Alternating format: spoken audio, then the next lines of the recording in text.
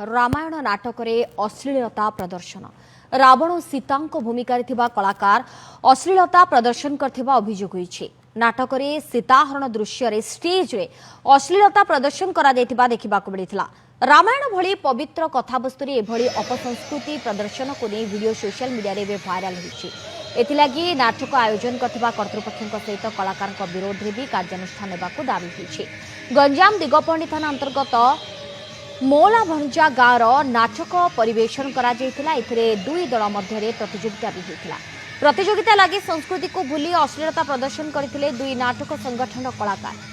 नाटक मध्य एकाधिक थर आइटम गीत मध्य प्रदर्शित होइतिला। रामायण नाटक परिवेषण स्थल रे स्टेज रे आइटम गीत परिवेषण होइतिला।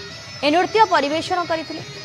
एसहित रामायण भली एक पवित्र ग्रंथ को नहीं नाटक परिवेषण बेले अश्लीलता प्रदर्शन को चारिआडू निंदा करा पुराण को नहीं एभली अपसंस्कृति प्रदर्शन आम राज्य कला संस्कृति प्रति कुठारघात। एभली नाटक प्रदर्शन को बंद करने को सोशल मीडिया रे दाबी होइछि।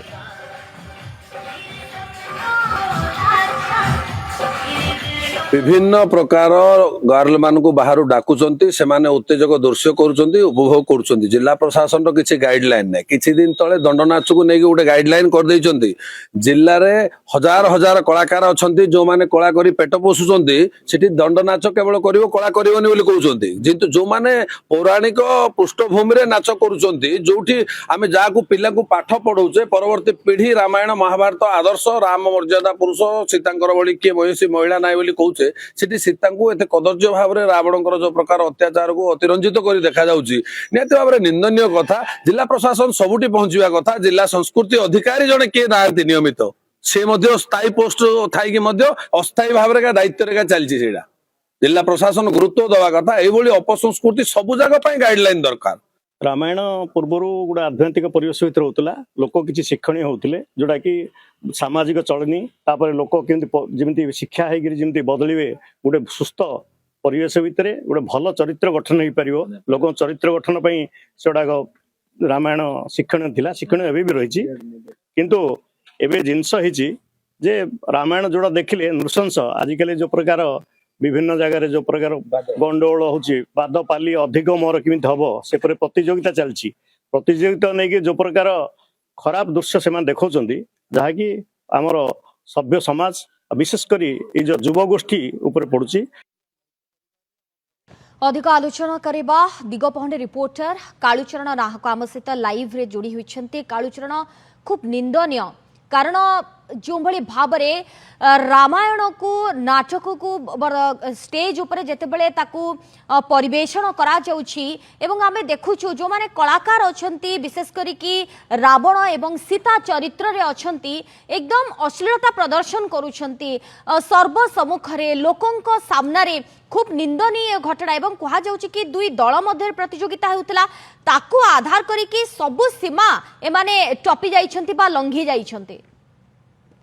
देखो सोनालिन जो देखा गंजाम जिला सानखिमुंडी ब्लॉक दिगपहंडी थाना अंतर्गत मलाभंजा जो गाँव में नुआ मलाभंजा गाँ रही उक्त गाँव में मंगलवार दिन जो रही यात्रा रही गाँ यात्रा होता से दिन से दुई दल जो रही रामायण रही लोककला रही लोक परंपरा रही पारंपरिक जो नाच रही नृत्य रही परिवेषण करते तेज जो रही दुई दल मध्य 24 घंटा लगे परिवर्ते से 58 घंटा धरिकी नाच परिवेषण करते। देखा निज निजर दल को जो निजे जितेवाई एभली भाव में जो 58 घंटा धरिकी विभिन्न प्रकार जो देखा गोटे दल में 20 रु ऊर्ध्व जन जो रही आइटम गाल आसिक नृत्य करते परवर्ती मुहूर्त में जो रही असुर फसुर जो आसुँच स्टेज को से किए थर अच्छी तो किए क्रेन रे आसुची एभली विपदपूर्ण भाव में एभली नाटक कर परवर्ती मुहूर्त में जिते देखा जिते जो हनुमान आसी से जहाँ आम पूजा कर हनुमान बोलिकी से महिला मैंने बेश पड़ी आसी स्टेज को परवर्ती मुहूर्त में रावण और सीता मध्य जो भाव